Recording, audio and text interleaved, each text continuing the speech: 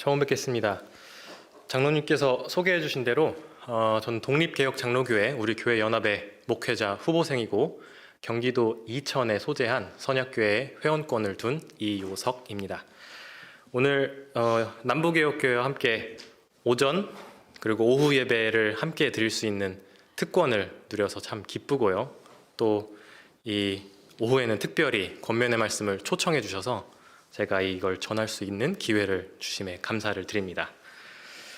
유튜브를 조금 보니까 그 오후 예배 때 대체로 30분 안팎의 강서를 끝내시더라고요. 그래서 저도 최대한 맞춰서 끝내보도록 하겠습니다. 오늘 함께 요한복음 21장을 봤는데요. 베드로전서 5장도 함께 보려고 하는데 그건 이따가 또 안내를 해드리도록 하겠습니다. 여러분들은 어떨지 모르시겠는데 목회자, 직분자라는 말을 딱 들으면 저는 특정한 직분을 딱 떠올리기가 쉬워집니다. 여러분도 어떨지 모르겠어요. 그런데 추수할 것은 많되 일꾼이 적다. 그러니 주인에게 보내어 추수할 일꾼을 보내어 달라는 주님의 말씀대로 그 주님의 말씀을 떠올리면서 우리는 우리의 기도를 조금 더 넓히고 풍성하게 할 수 있습니다. 그래서 우리는 이 직분에 대한 생각을 좀 더 넓혀서 그래서 목회적 돌봄은 장로와 집사, 가르치는 장로와 다스리는 장로 그리고 집사가 함께 담당한다는 것을 알게 됩니다. 그러한 기도에 응답을 받으신 이 남부개혁교회는 그러한 교회 일꾼을 지금까지 풍성하게 보내어 주신 줄 압니다. 이러한 은혜가 계속되기를 구합니다. 이 목회적 돌봄에 관련해서요, 미국의 어떤 목사님이 쓰신 글이 있는데 그 글을 인용하는 걸로 좀 시작을 하고 싶습니다. 여기에 한 사례를 얘기를 하는데 영어 이름이 좀 등장해서 여자 이름이 등장하는데 그 여자를 그냥 영희라고 할게요. 그렇게 해서 말씀드리겠습니다. 그 책의 일부입니다. 교회는 분기점에 놓여 있습니다. 목회의 실패를 보여주는 실제 사례를 알려드리겠습니다. 1953년에 태어난 영희라는 이 여인은 1986년 신앙고백을 하고 교회 회원이 되었고 2005년 죽는 날까지 교회 회원으로 남아 있었습니다. 영희라는 이 여인은 신앙고백 이후 교회 회원으로서 삶을 살아갔지만요, 오랜 죄된 옛 습관으로 다시금 빠져들어가기 시작했습니다. 마침내 이 여인은 교회를 떠나게 되었습니다. 슬프게도요. 그럼에도 교회에서는 어느 누구도 그 여인을 찾아가지 않았습니다. 더 솔직히 말씀드리면 아무도 그녀를 찾아가려고 시도조차도 하지 않았습니다. 다행스럽게도 여인의 그 죽음이 얼마 남지 않은 시간에요, 자비의 하나님께서 그 여인이 죽기 전에 다시 교회의 문턱으로 인도하셨습니다. 그러나 그 교회가 다시 이 여인이 회복되었다라는 말을 확실하게 할 수 없을 정도로 그 기간은 짧았습니다. 정말 죽기 얼마 전에 오게 된 거거든요. 이러한 불확실성 속에서 교회는 그 잃어버렸던 한 마리 양에 대해서 어떠한 말도 할 수 없이 그저 죽음을 기념할 수밖에 없었습니다. 제2의, 제3의 영희가 교회에 얼마나 많이 있습니까? 라고 얘기합니다. 이 인용에서 우리가 한 가지는 분명하게 알 수 있습니다. 이 영희라는 여인이 죄된 습성에 점점 빠져 들어가다가 마침내는 교회를 떠났지만요, 어느 누구도 찾아가려고 하지 않았다는 것을 알 수 있습니다. 그리고 나서 이어서 저자가 이렇게 말하는데요. 다시 인용하겠습니다. 교회 회원들과 직분자들이, 교회 회원들과 이 목회자들이 근본적인 성경 모델을 받아들이지 못할 때 교회 목양은 단순해지고 위험한 결과를 초래합니다. 예를 들어서 교회 직분자가 목자로 부름을 받았다면 단순히 의사 결정권자로 부름받은 사람과는 다르게 봉사하도록 선택된 것입니다. 교회의 치리회는 결정을 내리는 지휘자들의 이사회입니까? 아니면 양떼를 돌보는 목자들입니까? 이게 상호 배타적인 건 아닌데요. 직분자들의 근본 지향, 그 무게지향은 무엇입니까? 라는 말로 인용을 마칩니다. 이 책을 보면요, 영희라는 여인의 그런 슬프고 안타까운 일과 관련해서요, 이 교회의 직분자들이 목자로 부름받았다는 것이 무슨 의미인지를 성경적인 관점으로 수정하고 또 이렇게 갖추어 나가는 게 그 얼마나 밀접하게 연결되어 있는지를 질문하고 있는 겁니다. 이 질문은요, 저자가 말하듯 교회 회원들과 섬기는 직분자들이 항상 함께 고민해 나가야 할 질문인 겁니다. 왜냐하면요, 직분자는 하늘에서 그냥 뚝 떨어지는 게 아니라 교회, 즉 여러분들 안에서, 여러분들을 통해서 탄생하고 다듬어지고 성숙할 것이고, 그렇게 다음 세대로 이어지게 되기 때문입니다. 그래서 우리는 오늘 목자장이신 주님께서 자신의 양을 맡기신 직분자들이 무엇을 지향하며 어떤 자세로 봉사를 해야 하는지를 함께 살펴보겠습니다. 오늘 권면의 말씀 제목은요, 주님께서 사랑하는 자신의 양을 먹이도록 맡기심입니다. 둘로 구분해서 볼 텐데, 첫 번째는 주님으로부터 양을 먹이고 칠 권세를 받은 직분자, 두 번째는 양을 먹이고 칠 직분자에게 주님이 가르쳐 주신 모습. 첫째, 주님으로부터 양을 먹이고 칠 권세를 받은 직분자를 보도록 하겠습니다. 이건 요한복음 21장의 내용을 가지고 함께 보려고 합니다. 오늘 본문의 21장의 장면으로 들어가기에 앞서서요, 조금 되감기를 해서요, 예수님이 십자가에 달려 돌아가시기 전 그 대제사장의 저택 앞에서 불법 재판을 받으신 그 장면으로 우선 우리는 함께 떠나보려고 합니다. 그 장면을 먼저 보고 이것과 연결되어 있기 때문에 그 장면을 먼저 보도록 하겠습니다. 시간은 새벽이 넘어가는 밤입니다. 요새 날씨처럼 좀 으스스하고 좀 추운 그런 시간대입니다. 그 예수님을 죽이려고 모의하는 그 대제사장들의 눈빛은 그 기온보다 더 차갑고 냉랭했을 겁니다. 거기에 예수님께서 대제사장 그 재판정 앞에 서 계십니다. 그 대제사장 저택 앞에는 뜰이 있는데요, 베드로 사도가 몰래라기보다는 아는 사람을 통해서 조심히 그 뜰 안으로 들어갑니다. 이 조금 추우니까요, 그 군데군데 이 추위를 피할 그 화롯불을 좀 두었고요, 그 근처에 이 불을 조금 쬐면서 그 유심히 어떻게 재판이 돌아가고 있나, 예수님은 어떠고 있나 베드로가 이렇게 쳐다보고 있습니다. 그러다가요, 어떤 하녀가요, 베드로를 이렇게 유심히 봐요. 약간 눈에 익은데? 이러면서 보다가, 당신 저 재판받고 있는 저 사람 제자 중 한 사람 아니에요? 딱 물어요. 그랬더니 베드로가 잘 아시는 대로 난 아닙니다, 나 몰라요 라고 말합니다. 그래도 여전히 의심이 가시지 않으니까 2번 묻고 3번 묻습니다. 베드로는 2번 부인하고 3번 부인해요. 근데 이 베드로는요, 이전에 다른 제자들 다 부인해도 나 부인하지 않을 겁니다 라고 말했던 베드로였고, 주님과 내가 함께 죽는 한이 있더라도 나 주님 부인하지 않을게요 라고 사랑을 고백했던 사람이었습니다. 그런데 지금 이렇게 부인을 하는 겁니다. 이제 요한복음 21장의 장면으로 넘어가도록 하겠습니다. 그렇게 부인했던 베드로는 거기에 있고요, 예수님께서는 십자가에 달려서 돌아가셨고 다시 살아나셨습니다. 그럴 때 베드로는 그 기간에 나는 물고기잡이 하러, 나 예전에 버렸던 그 생업하러 다시 갈 거야 하고 이 친구들 무리랑 같이 다시 고기잡이 하러 갔습니다. 부활하신 예수님께서 다시 그 바다로 가셔서 베드로 앞에 나타나십니다. 그리고서는 주님께서는 마치 그때 재판받으셨을 때처럼 똑같이 그 똑같은 화롯불을 피워 놓으십니다.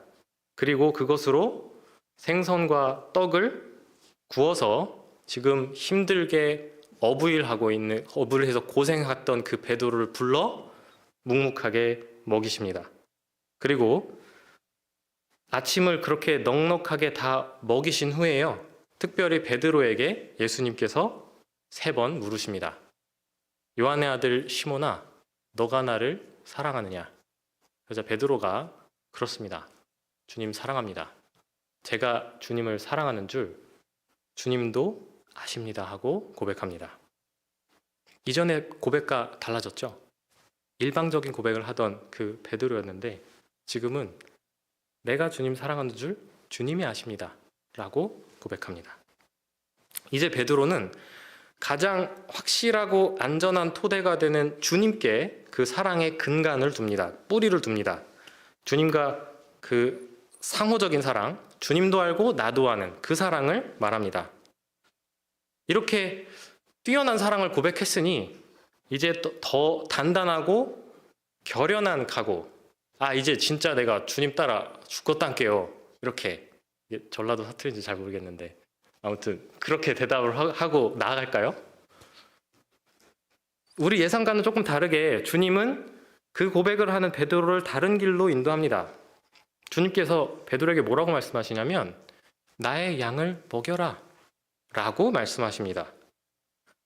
이제 너도 알고 나도 아는 그 사랑 고백, 나에게 그 확실한 토대가 되는 나에게 그 사랑을 둔 그 근간에 대한 고백이 이제 나의 양을 먹여라 이쪽으로 향하게 하신 겁니다. 이렇게 너와 나의 사랑은 나를 향한 게 아니라 나의 양을 향하는 것이라고 가르치시고 이끌어 주시는 겁니다.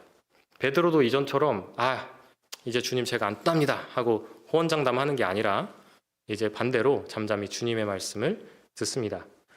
우리가 이런 간단한 이야기에서 3가지 교훈을 좀 얻을 수 있을 것 같습니다. 첫 번째로는 주님께서 불러 쓰십니다. 여러분이 잘 아시는 대로 베드로는 자신만의 결연한 용기, 자기 확신이 있었습니다. 다른 제자들 다 버려도 나는 주님을 따르겠습니다 하는 다짐이 있었습니다. 주님과 내가 함께 죽는 한이 있다 하더라도 내가 주님은 부인하지 않겠습니다 하던 다짐이 있었습니다. 달리 말하면 내 목에 칼이 들어와도 주님 나 부인 안 한다니까요 하는 어떤 사랑이 있었는데 일방적이었습니다. 주님께서 너 그렇게 해라 라고 하지 않으셨거든요. 그런데 나름의 어떤 충성을 이제 표현을 하면서 다른 사람과 비교하면서 또 포장을 했었습니다. 베드로는 지금 내가 주님으로부터 내가 어떻게 쓰임받을지를 듣고 있는 자세보다는 내가 이렇게 쓰입니다, 나 이렇게 쓰일 겁니다 라고 말하고 있습니다. 그렇게 스스로 정했습니다. 근데 이렇게 재밌게도요, 이렇게 단단한 자기 확신은요, 무너지고요, 예수님의 말씀만 힘있게 성취됩니다. 다 아시다시피 닭이 3번 울기 전 너 나 부인할 거다고 얘기하시잖아요. 그것처럼 베드로는 주님을 3번 부인하게 되었습니다. 주님께서는 각 그릇마다 고민하고 어떻게 쓰일지 계획해 놓으신 그 쓰임새가 있습니다. 베드로가 당시에 주님과 함께 죽는 것 모두가 보기에 되게 굉장한 충성으로 보였을지는 몰라도요, 그게 주님께서 정말 베드로를 위해서 가지고 계신 계획이었을까요? 주님께서 가지고 계신 그 계획은요, 내가 남들보다 더 뛰어난 그 사랑을 가지고 있습니다라고 고백하는 그 베드로의 비참함을 그 비참함에서 건져주시고 가르치셔서 고쳐주시고 양무리를 먹일 목자로 부르시는 것이었습니다. 이렇게 주님께서 불러 쓰십니다. 두 번째로는 사람의 마음은요, 주님이 찾아오실 때 변화합니다. 그 화롯불 곁에서, 재판정의 화롯불 곁에서 예수님을 3번 부인했던 베드로에게 부활하신 주님은 똑같은 화롯불을 피워서 동일한 환경을 만들고 초청하십니다. 그러나 이전과는 전혀 다른 분위기죠. 주님이 그 잡히시던 날 밤에 있었던 그 굉장히 넘치는 긴장감, 냉랭함, 좀 당혹스러웠던 그런 화롯불과는 달리 이제 생선과 떡을 구워서 편안하고 넉넉하게 아침을 만들어 먹이신 숯불로 가지고 오십니다.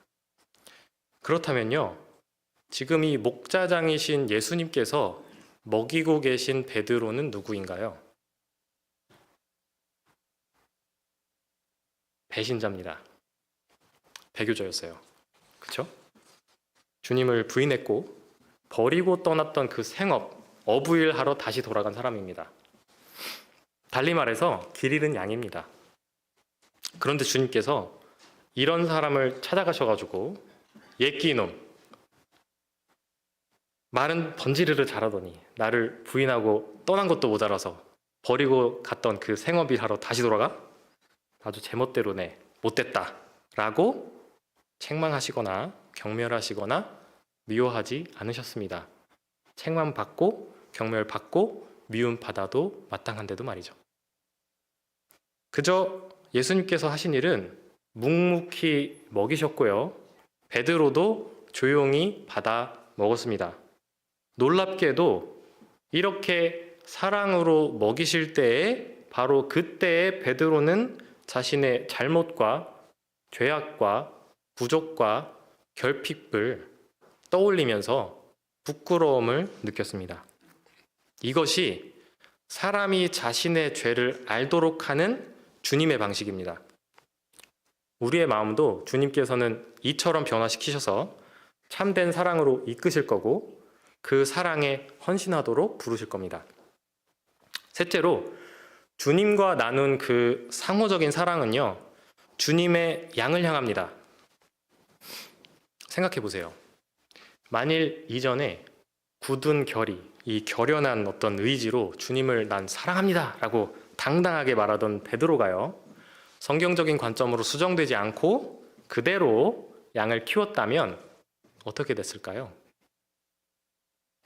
아마 주님의 양들도 이상한 각오와 자기 확신과 남들보다 내가 더 뛰어나다는 그걸 나를 결심하고 자랑하고 뽐내는 전투민족으로 만들었을 겁니다. 자기 보기에 옳다 여겨지는 이 무엇, 이 삶의 모습이 이것이 곧 주님을 사랑하는 겁니다 라고 선포하면서 이끌었을 겁니다. 하지만요, 주님께서는 베드로가 이런 식으로 자신의 양을 먹이길 원하지 않으셨습니다.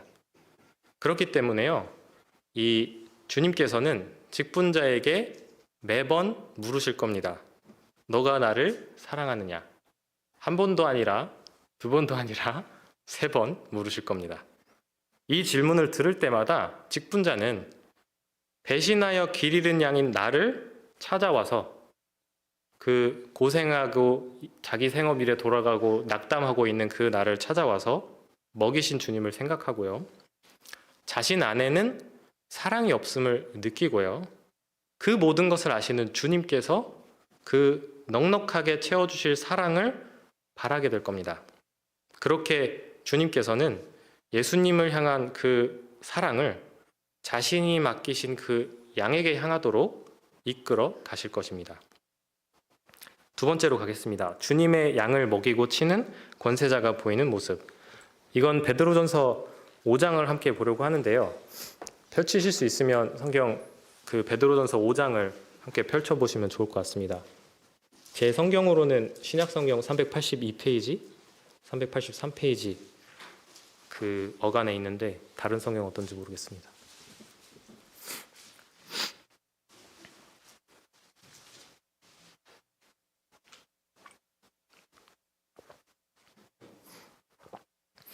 저희는 1절부터 4절까지 보려고 하는데요. 주님의 양을 사랑하도록 이 명령을 받은 권세자는 구체적으로 어떻게 양을 먹일까요?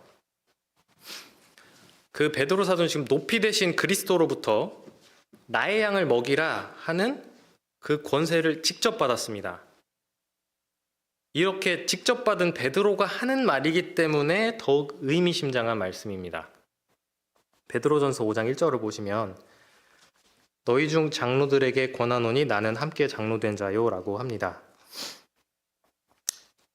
한마디로 지금 사도의 권위를 가진 베드로가 교회에 있는 장로들을 향해서 나는 함께 장로된 자입니다 라고 말하면서 이 글을 시작합니다. 그리고 나서 이제 2, 3, 4절에 양에 대한 이야기가 나오거든요.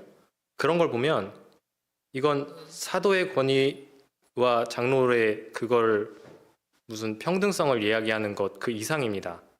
즉 어떤 점에서 그러냐면 함께 장로된 자라는 말을 함으로써 3번 너가 나를 사랑하느냐 하신 그 질문하신 그 주님의 음성을 지금 함께 듣도록 초청하고 있는 겁니다.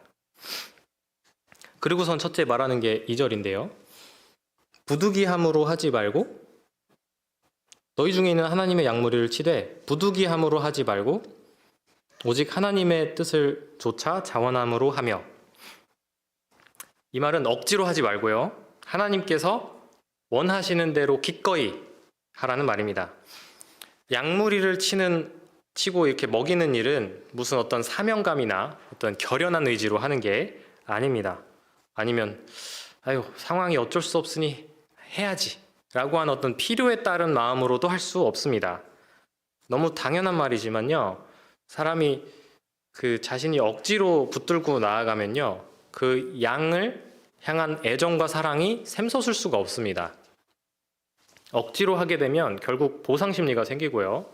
어떨 때는 자기 공로가 생기고 그러다 피해의식이 늘어납니다.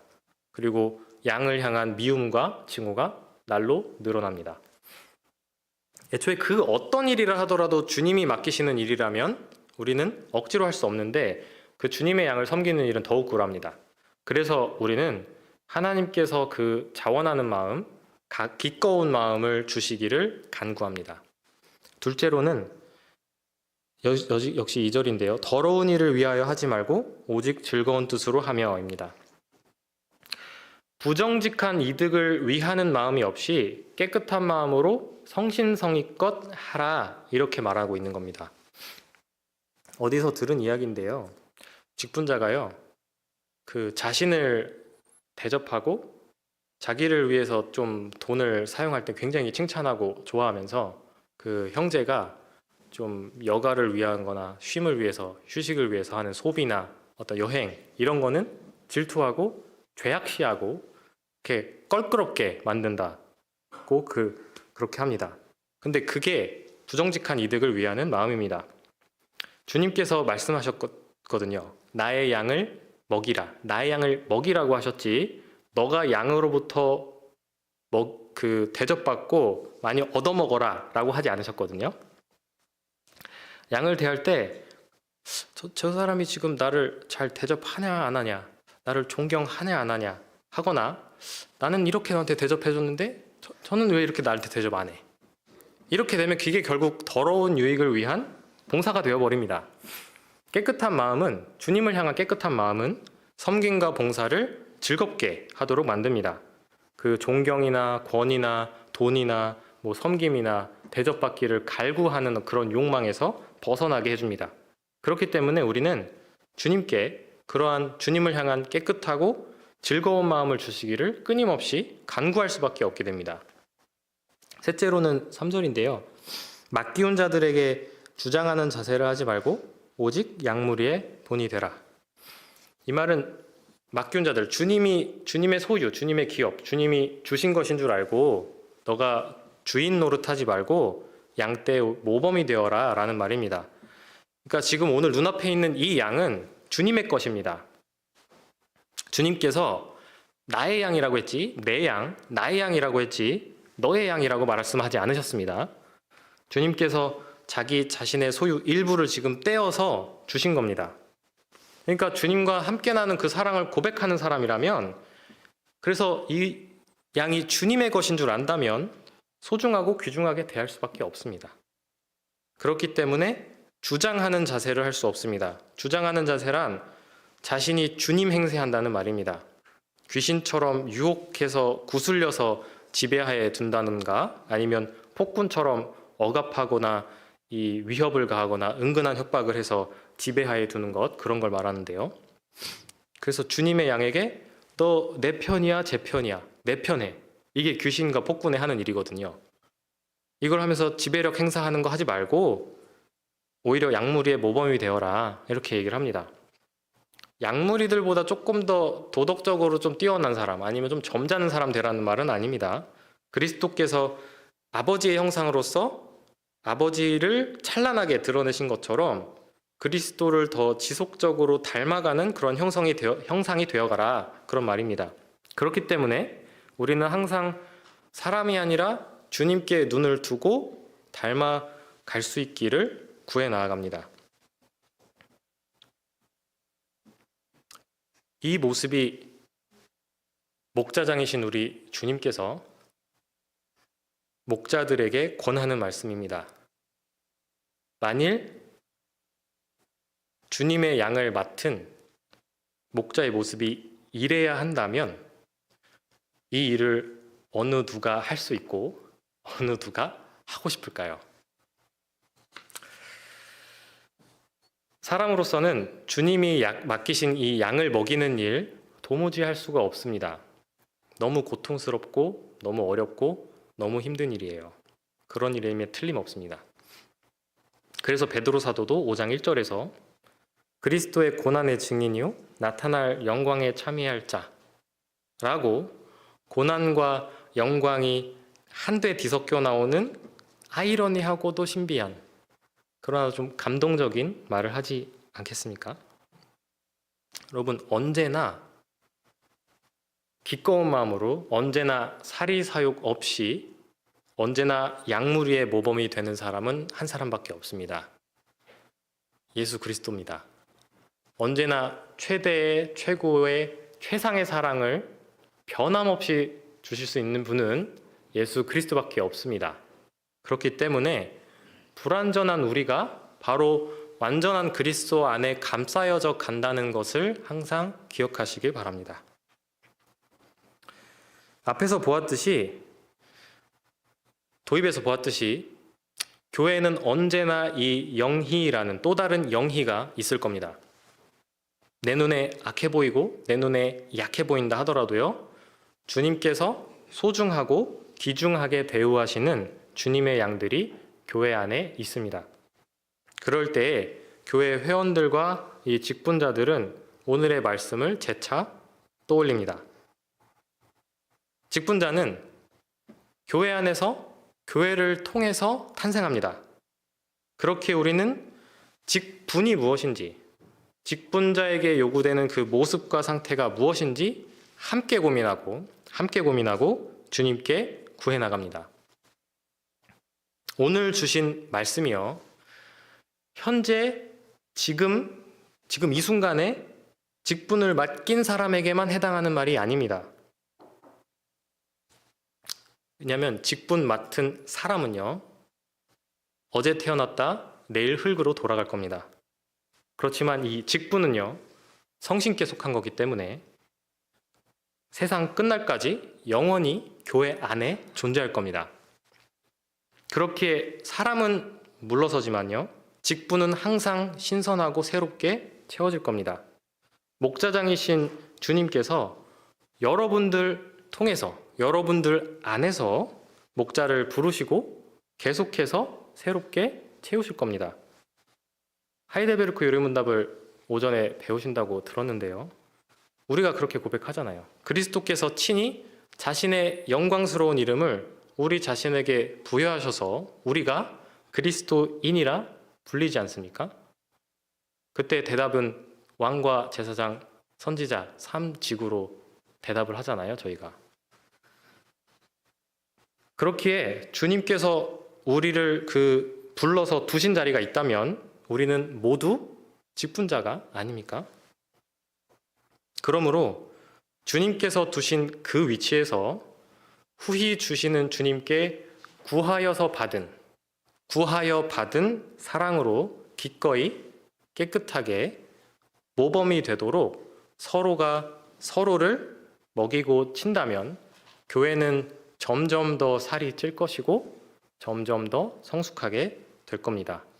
이렇게 마치 열매가 익어가듯이, 아까 오후 예배 시작하기 전에 강채식 목사님이 저한테 무화과를 하나 딱 따다 주셨는데요, 그 열매가 마치 익어가듯이 점점 무르익어가는 그 교회에 교회를 더 성숙하게 섬길 직분자가 탄생하도록 주님께서 복을 주실 겁니다. 이 아름답고 즐거운 일에 모든 교회가 함께하는 겁니다. 온 교회에게 이러한 새로운 희망과 가능성을 열어 보여주시고 계십니다. 지금 이 새로운 희망이 누구에게 보여지고 있는 건가요? 길을 잃고 헤매고 있는 우리입니다. 주님을 배신한 우리입니다. 내가 누구보다도 주님을 더 잘 따른다, 사랑한다고 호언장담하는 우리입니다. 결연한 나의 각오와 나의 의지를 사랑이라고 포장하는 우리입니다. 혹은 글쎄요, 주님보다는 내가, 주님보다는 저 무엇이, 주님보다는 저 사람이 더 좋은데요? 라고 말하는 우리입니다. 우리는 주님의 사랑은 멀고 비현실적으로 느끼면서 나와 가까운 무엇은 더 현실적이고 가깝게 느끼거든요. 우리는 모두 이렇게 주님을 향한 사랑 그 자체도 없을 뿐더러 사랑이 있다 해도 뒤틀린 사랑을 가지고 있습니다. 이런 우리에게 다가오신 주님께서 우리를 묵묵히 먹이실 때 우리는 이러한 죄와 비참함을 인정하고 가난한 심정을 가지게 될 겁니다. 그리고 주님은 연거푸 한 번, 두 번, 세 번 너가 나를 사랑하느냐 물으십니다. 이 질문을 받은 우리는 우리 자신을 돌이켜보면 선뜻 그렇습니다 라고 대답하기는 힘듭니다. 그런 우리의 슬픈 마음과 슬픈 현실도 모두 헤아려 주시면서 주님께서는 내가 선물로 준 나의 양을 먹이거라 하시며 다시금 한 걸음 더 나아갈 힘을 주십니다. 이러한 주님의 음성에 우리는 응답하여서 서로가 서로의 목자와 양이 되어 살아갈 겁니다. 서로가 서로에게 기도와 위로와 격려로 비참함과 사랑을 함께 나눌 겁니다. 서로 세워주고 서로 살줄 겁니다. 물론 이 세상에서 살아가는 한 고난과 영광이, 슬픔과 그 기쁨이, 미소와 눈물이 공존할 겁니다. 그러나 목자장이신 주님께서 나타나실 그날에 5장 4절이죠. 시들지 않는 영광의 면류관을 우리의 머리에 씌워 주실 것입니다. 남부개혁교회에 이 아름다운 직분을 사모하는 일이 계속되기를 구합니다. 아멘. 다 함께 기도하시겠습니다.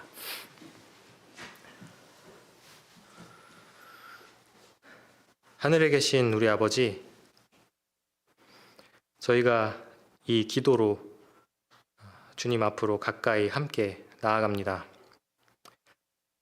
저희들은 주님을 사랑하는지 의심을 품는 사람들이면서 동시에 주님을 사랑한다고 스스로 호언장담하는 사람들입니다. 이러한 자기 확신과 결연한 의지로 주님을 따라갈 수 있다고 여기면서 주님 앞에 당당하게 이야기하지만 오직 주님의 말씀만 성취되는 것을 함께 보게 됩니다. 저희들이 이러한 비참함과 죄 가운데 있다는 사실이 있지만 저희는 그것조차도 인식하지 못합니다. 다시 살아나시고 우리 앞에 나타나셔서 먹이시는 주님 앞에 설 때에 우리의 부족과 결핍을 바라보고 또한 우리의 그 호언장담했었던 우리를 다시 한번 살펴보게 됩니다. 이러한 주님께서 저희들을 죄와 비참함 가운데 내버려 두시는 것이 아니라 직접 찾아오시고 또 먹이시고 그 부족을 채워주시면서 우리의 사랑을 다시 회복시켜 주시고 거기서 멈추시지 않고 더욱더 주님의 양을 사랑하도록 불러 나아가신다는 사실이 우리에게 참으로 큰 위로가 됩니다. 주님께서 저희들 서로가 서로를 위하고 사랑하는 그 심정을 계속 갖게 하여 주셔서 이 교회에 더욱더 성숙하고 더욱더 열매를 많이 맺는 교회가 되게 하여 주시기를 구합니다. 이 사회는 점점 치열한 경쟁과 사무치는 고독과 헤어나올 수 없는 그 관계의 그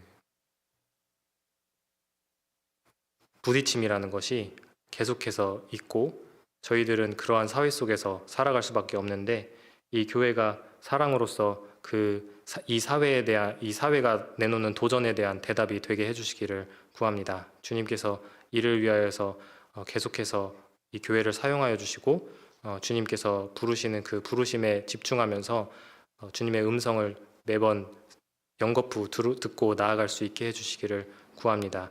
주님께서 저희들에게 말씀으로도 또한 밥으로도 항상 먹이신다는 사실을 기억하고, 저희들이 주님 앞에 더욱더 나아갈 힘을 얻게 해주시기를 구합니다. 예수님의 이름으로 기도드립니다. 아멘.